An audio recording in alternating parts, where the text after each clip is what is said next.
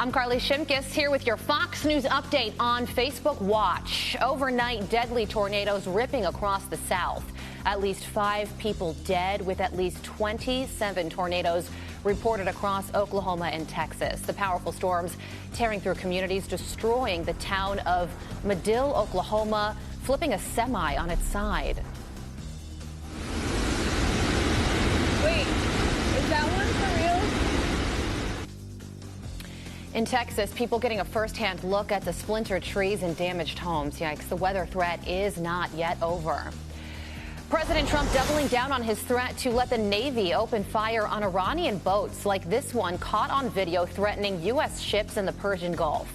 He first tweeted, "I have instructed the United States Navy to shoot down and destroy any and all Iranian gunboats if they harass our ships at sea."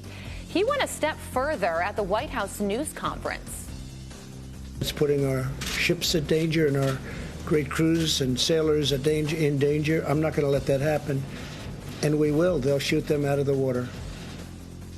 When asked if the U.S. was changing its rules of engagement regarding the Iranian boats, the president said the U.S. is covered because the boats pose a threat when they get too close.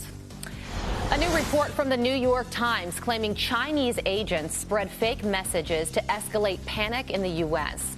In early March, text messages were sent to numerous Americans claiming a nationwide lockdown would take place. Now, that information spread quickly. It went viral and led to panic buying and more fear among Americans.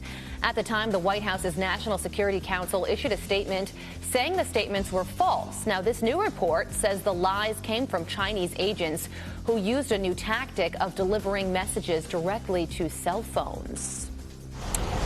It's too soon. President Trump says Georgia's governor is making the wrong call as he plans to reopen certain businesses in his state tomorrow.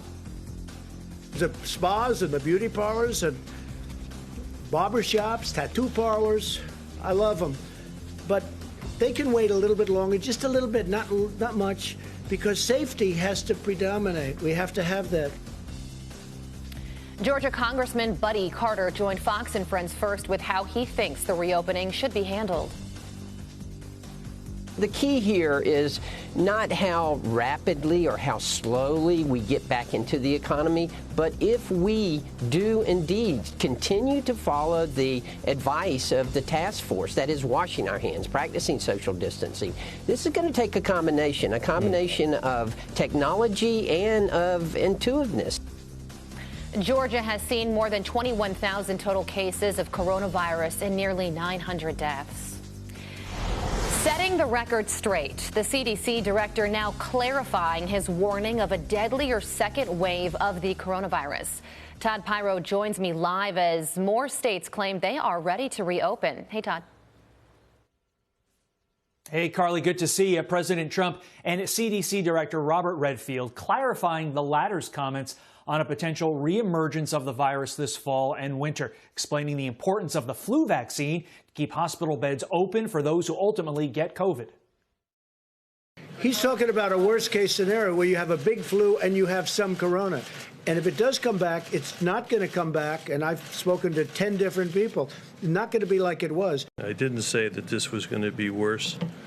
I said it was going to be more complicated or more difficult and potentially complicated because we'll have flu and coronavirus circulating at the same time. The key to my comments, and the reason that I really wanted to stress them, was to appeal to the American public to embrace the flu vaccine with confidence. Both Dr. Deborah Birx and Dr. Anthony Fauci with more reassuring words for the future, highlighting all the knowledge we've gained about our enemy. When we first interacted with this virus for the first time in the February and March timeframe, we didn't have an understanding of its transmissibility, all of its symptoms. We do now. In the fall, we will be much, much better prepared to do the kind of containment compared to what happened to us this winter.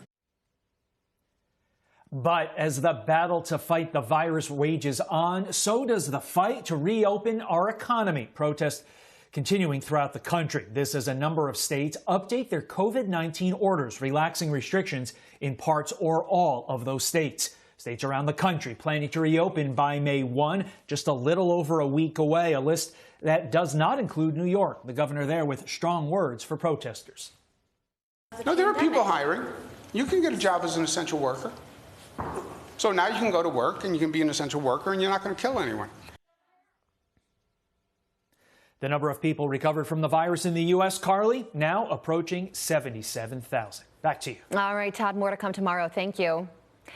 Meantime, Jussie Smollett's malicious prosecution lawsuit is thrown out by a federal judge. The former Empire actor suing Chicago and several police officers, citing humiliation and distress. This after the city sued him to compensate for the overtime involved in his investigation. Last year, Smollett says he was the victim of a hate crime, which police say was staged. The charges were dropped by prosecutor Kim Fox with little explanation. He's currently facing charges for allegedly lying to police about the incident. Major League Baseball handing down its punishment to the Boston Red Sox for the league's sign-stealing scandal. League officials are suspending a replay room official who works for the team, and the Sox are losing a draft pick. In January, the Sox fired manager Alex Cora, who was linked to the scandal while he was a bench coach for the Houston Astros. Social media reacting to the punishment. Not a lot of people like it. One Twitter user writing, "Cheaters, strip the titles." Another person chiming in with, "I got in more trouble for cheating on a test in middle school."